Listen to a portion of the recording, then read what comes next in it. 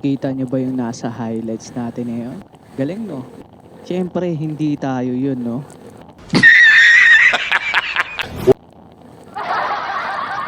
Eto nga pala yung part 3 ng daily life in Macau natin. Maglalaro tayo ngayon ng basketball. Magpapapawis tayo para mabawasan naman yung bilbil natin. Nice.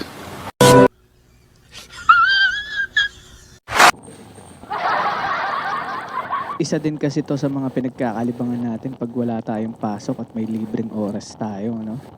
Saka syempre, kailangan din talaga natin magpapawis para malabas natin yung toxin sa katawan natin. Importante kasi talaga may exercise din talaga tayong ginagawa. So time check tayo, guys. Alas 5 na ng hapon, hindi din ganun kainit. Kailangan kasi maaga tayo makapunta sa tower, no? Kasi marami naglalaro doon.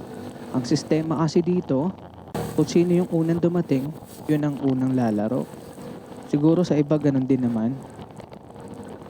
Unahan ko na kayo, guys, ha. Hindi ko nakukuha na ng video yung paglalaro natin kasi hindi naman tayo ganong kagalingan. Tamang papawis lang tayo.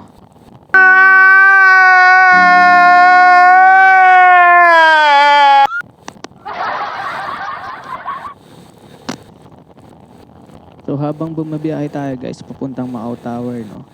Share ko nga din pala sa inyo, yung Ponte 16 yan madadaanan natin. Yung Ponte 16 dyan, guys, merong frozen food dyan. Bilihan ng mga frozen, no?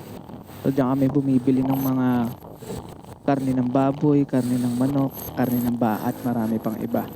Mura lang kasi dyan. Bukod sa mura na madami pa, kaya sulit na sulit. Talagang mababudget mo yung budget mo sa isang buwan, no? Kaya sa mga FW dyan, visit nyo yun, guys. Kung hindi nyo pa napupuntahan, check nyo na lang, no?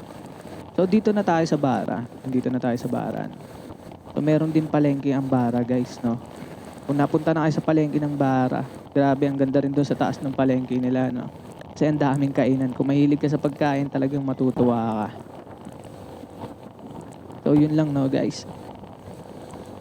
So watch nyo na lang tong video natin, no? Para makita nyo.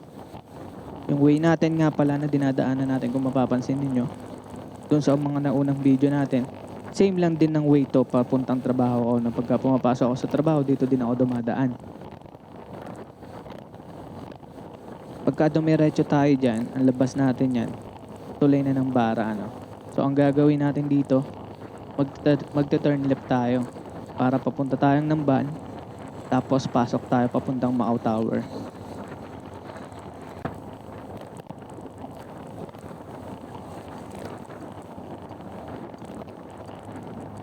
Yan, hinihinay lang tayo, hindi tayo masyadong magmamadali ngayon. Tsaka kasi dito, meron din kasing camera dito, eh. Yung speed limit natin, kailangan natin bantayan lagi yan para hindi tayo magka-violation, no? So eto na, Namban, turn left tayo. So bukod nga pala sa basketballan, guys, sa Macau Tower, hindi lang yan ang makikita mo, no? Meron din exercise dyan for public. May mga gamit na yun. Pwede ka nang magpapawis doon pagka ayaw mo naman maglaro ng basketball. So pwede ka din mag-jogging dito pagka gusto mo. Kasi malaki yung iikutan mo dyan, eh. One time nag-jogging ako dyan, natatandaan ko. Isang ikot lang ako ng labas dila na ako.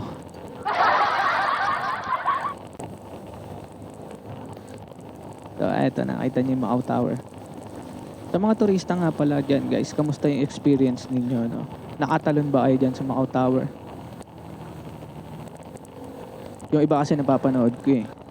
Ang sarap, eh. Ang ganda, eh. Kaya lang kasi may pricey talaga siya, pero siguro kung mahilig ka sa mga ganyang stunts, worth it na para sa'yo yun, no?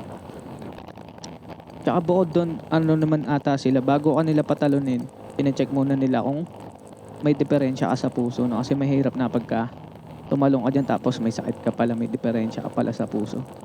Hindi mo masasabi kung ano yung mangyayari sa'yo. So nandito na tayo, guys. Kung napapansin nyo din, puro sila kaliwa, no? Left-handed kasi dito. Puro tayo turn left. Tapos meron silang circle, dyan tayo may ikot. Para kung saan way mo gustong pumunta, makakapunta ka.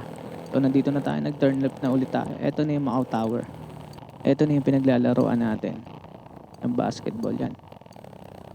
So paparada na muna tayo ng motor na maghahanap muna tayo ng parking.